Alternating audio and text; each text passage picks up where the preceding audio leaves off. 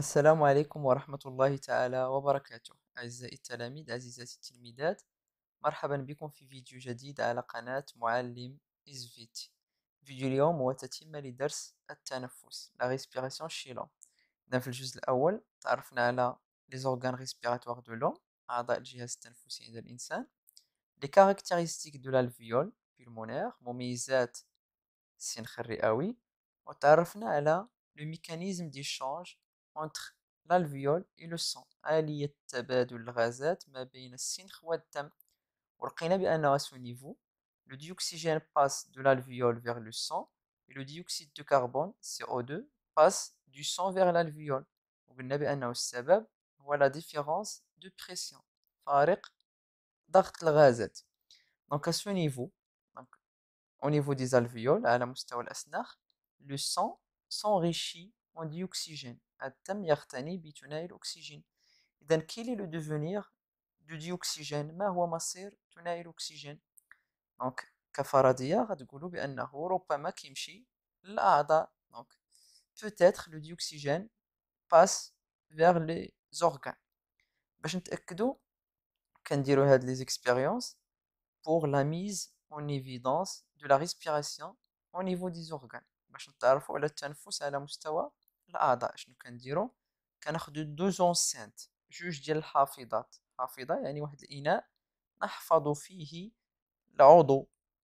دونك خدينا الحافظة الأولى première enceinte contenant un muscle frais، درنا فيها عضلة طرية، عضلة حية، باقي لي سيلول فيها حيين. La deuxième enceinte ne contenant aucun muscle، الحافظة الثانية ما فيها حتى شي عضلة. Et on a mesuré la quantité de dioxygène en fonction du temps، وقمنا بقياس كمية الأكسجين في كلتا الحافظتين مع مرور الزمن، وحصلنا على هاد لي دو كورب، هاد المنحنيين. هاد المنحنى الأول هو منحنى تغير كمية الأكسجين حسب الزمن في الحافظة بدون عضلة. Donc, la variation de la quantité de dioxygène en fonction du temps dans l'enceinte sans muscle. وهاد la deuxième courbe هي la courbe اللي كتبين لينا la variation de la quantité de dioxygène en fonction du temps dans l'enceinte qui contient le muscle. مزيان. ثم التجربة الثانية اللي في لو دوكيمون 3 خدينا واحد الأنبوب، دونك ان تيوب، ودرنا فيه لو دو شو، ماء الجير، ودرنا فيه ان موسكل فخي، واحد العضلة طرية. دونك هنا لو ديبي دو ليكسبيريونس، بداية التجربة، وهنا لا فان دو ليكسبيريونس، نهاية التجربة.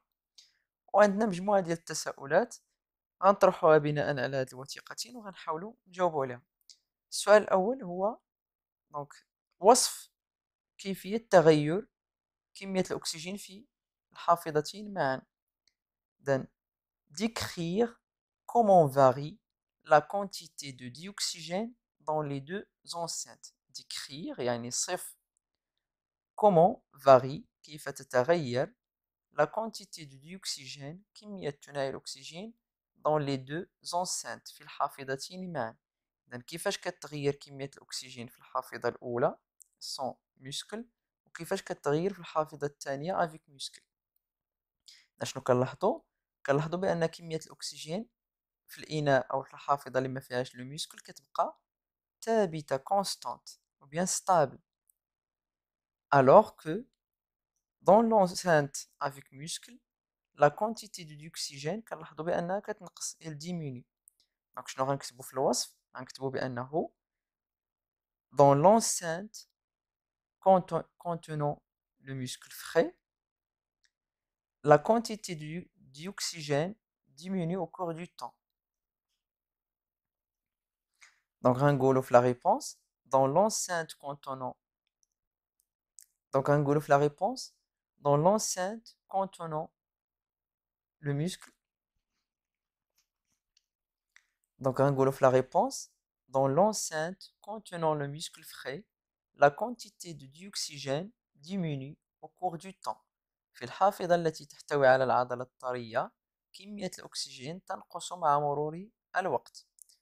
Dans l'enceinte sans muscle في الحافظة بدون عضلة يعني في الإناء الفارغ la quantité de dioxygène reste constante ou bien reste stable تبقى ثابتة en 21 millilitres في كمية 21 millilitres au cours du temps مع مرور الزمن. إذن هنا la quantité reste constante en fonction du temps. وهنا dans l'enceinte avec muscle la quantité d'oxygène diminue au cours du temps. La deuxième question اللي كتجي من بعد الوصف expliquer cette différence. فسر هذا الاختلاف. Pourquoi dans cette enceinte هذه الحافظة la quantité de dioxygène reste constante وعلاش في الحافظة الثانية التي تحتوي على العضلة contenant le muscle ou bien avec muscle la quantité diminue. Donc شنو غتكون عندنا الإجابة؟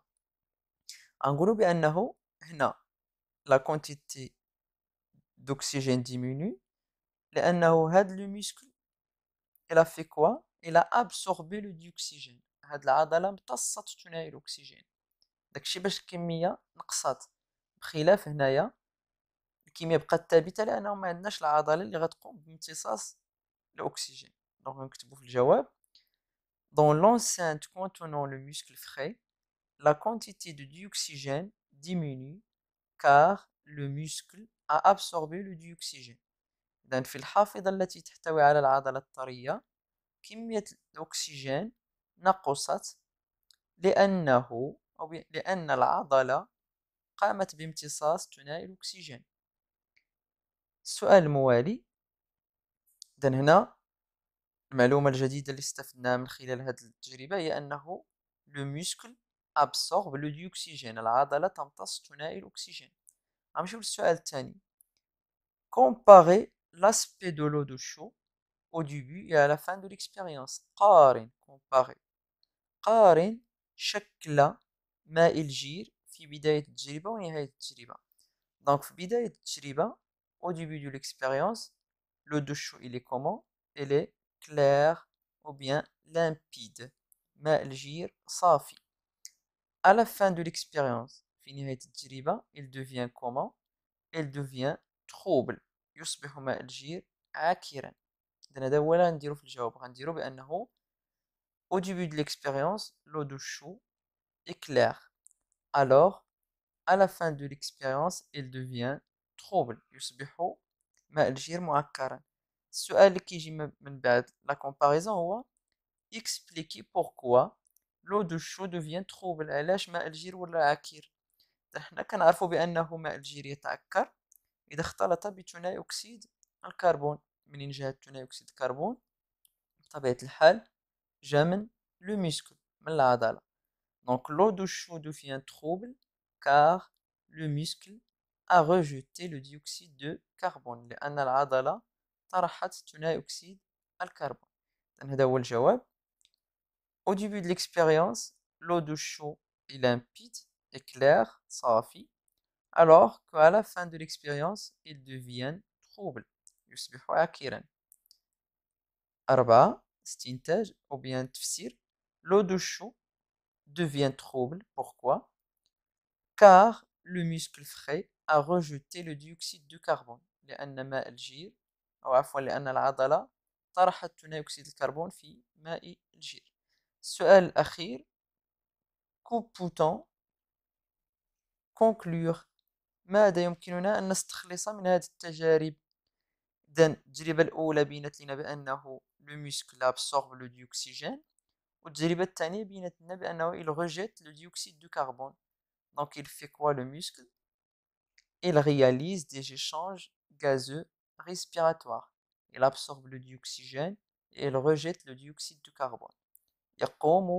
تقوم العضلة بتبادلات غازية تنفسية بحيث تمتص الأكسجين وتطرح ثاني أكسيد الكربون comme tous les organes de l'organisme مثل باقي أو جميع أعضاء الجسم الأخرى مثل الدماغ والقلب والكبد وباقي أعضاء الجسم. دونك هنايا من بعد ما تعرفنا بأنه لي زورغان réalise des échanges gazeux. غنشوفوا كيفاش كتم هاد les échanges gazeux entre les organes et le sang. Donc, petit 2, les échanges gazeux التبادلات الغازية التنفسية entre les organes et le sang ما بين الأعضاء والدم. Donc هنا عندنا plusieurs organes cerveau, الدماغ, muscles, العضلات, le cœur, القلب, les reins, الكليتين. وعندنا la quantité d'oxygène dans 100 millilitres du sang. عندنا le sang entrant et le sang sortant. الدم الداخل للعضو والدم الخارج من العضو. وهنا عندنا نفس الشيء الدم الداخل للعضو والدم الخارج من العضو، ولكن هنا كنقارنو لا كونتيتي دو CO2 كمية ثاني أكسيد الكربون.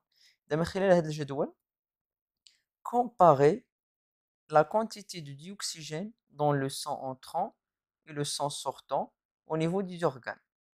قارن كمية ثنائي الأكسجين في الدم الداخل والدم الخارج من الأعضاء. غتلاحظوا معايا هنايا كمية ثنائي الأكسجين لا كونتيتي دو ديوكسيجين عندنا في لي زورغان كاملين 20 مليلتر، وهنا في لو سون سورتون كنلقاو بأن الكمية اللي كومون elle est petite par rapport à la quantité d'oxygène dans le sang entrant. يعني كمية أقل من كمية الأكسجين في الدم الداخل. شنو غنديرو في لا كومباريزون؟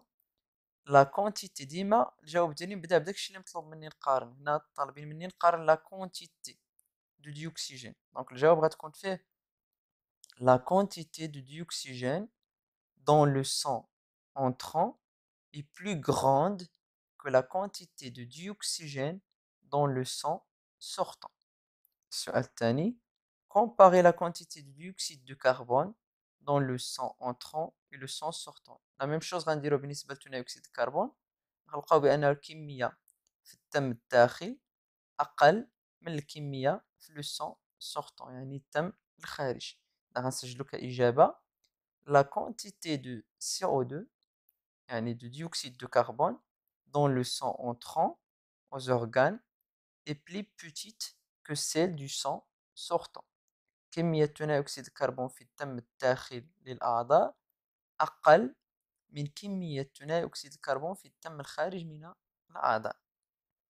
بمعنى بصيغة أخرى الدم عندما يدخل إلى العضو يدخل غنيا بالأكسجين ويخرج فقيرا منه، بمعنى أنه l'organe il absorbe une quantité d'oxygène. العضو يمتص واحد الكمية من الأكسجين.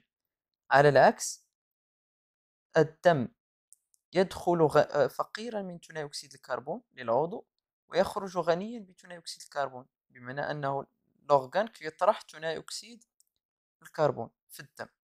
بمعنى استنتاج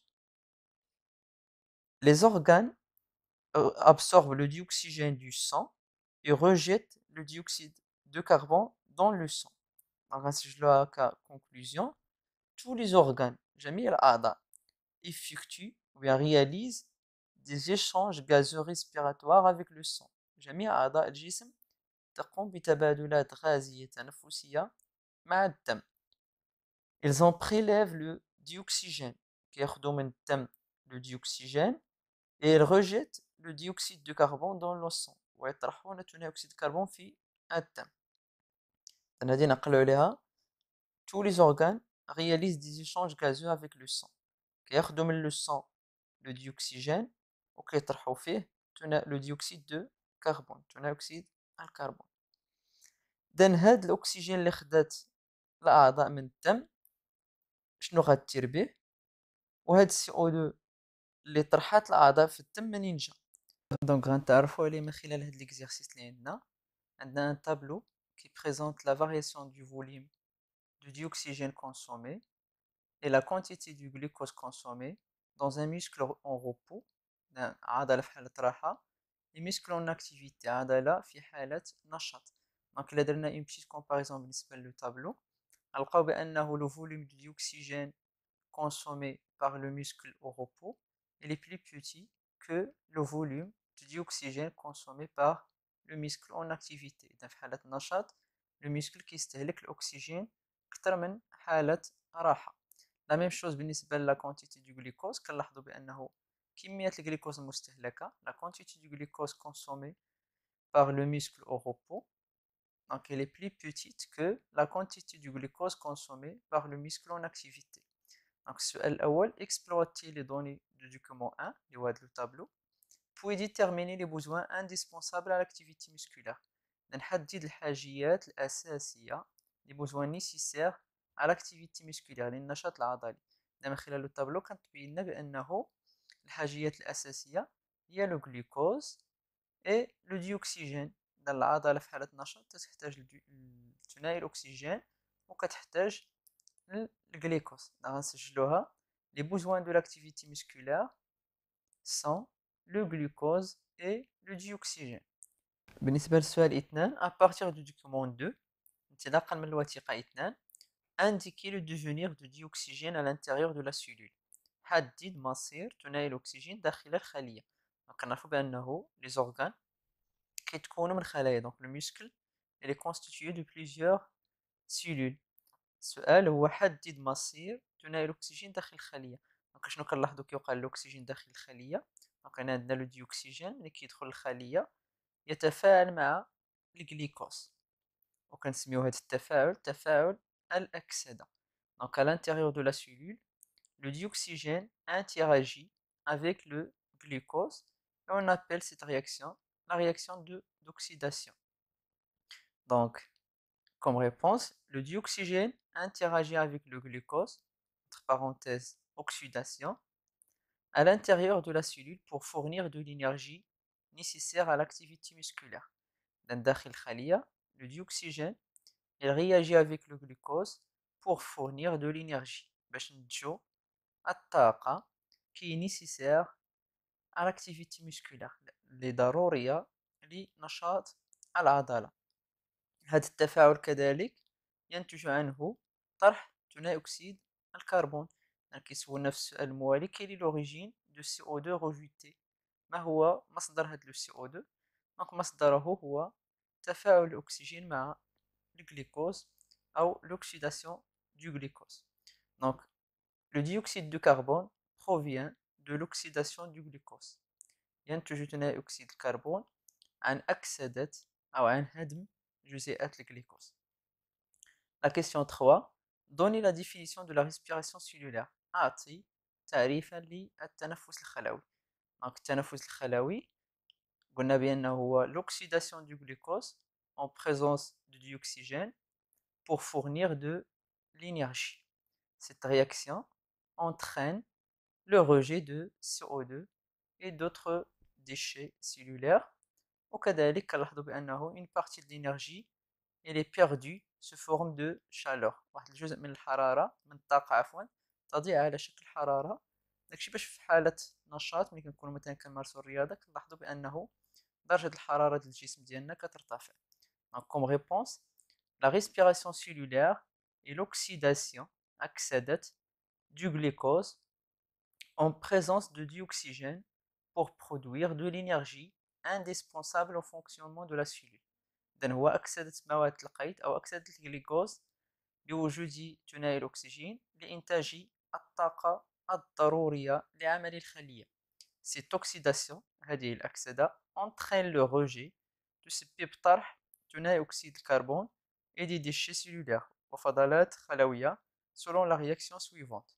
Donc عندنا la formule chimique du glucose C6H12O6 plus 6O2 كتعطينا la formation d'énergie وعندنا كذلك le rejet de CO2 et de H2 جزيئات ديال الماء. Donc هذه la réaction de l'oxydation du glucose ou bien la réaction de la respiration cellulaire. Donc غنتعرفوا عليها من خلال هذه الوثيقة بشكل مقتضب.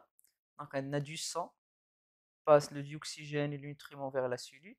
Au niveau de la cellule, il y a l'oxydation du nutriment pour la production d'énergie. Cette oxydation entraîne le rejet de CO2 et des déchets cellulaires. لا هنا ينتهي درسنا للتنفس. على أن نقوم بعرض فيديوهات إن شاء الله لسلاسل تخص هذا الدرس بالتوفيق للجميع.